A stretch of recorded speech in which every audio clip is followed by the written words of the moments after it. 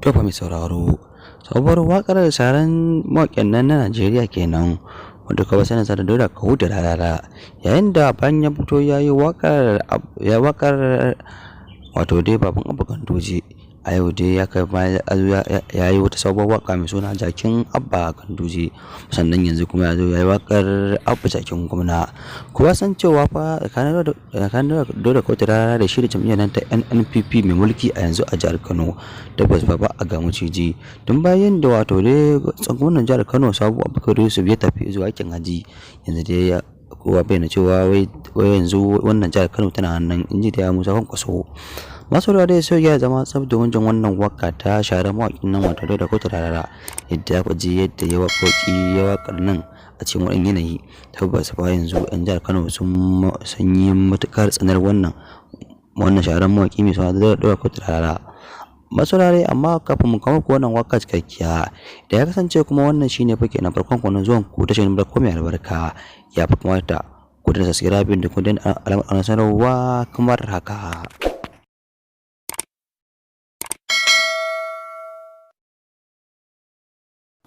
Tarkashi masu saurare, to fa wannan godiya da yadda kunna wanda ana saboda da kuma subscribing.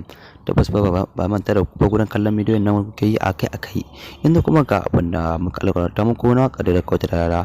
Masu sauraro, sai dai fa kun san ɗan ajizi ne domin kowa ya fa yana da uzuri.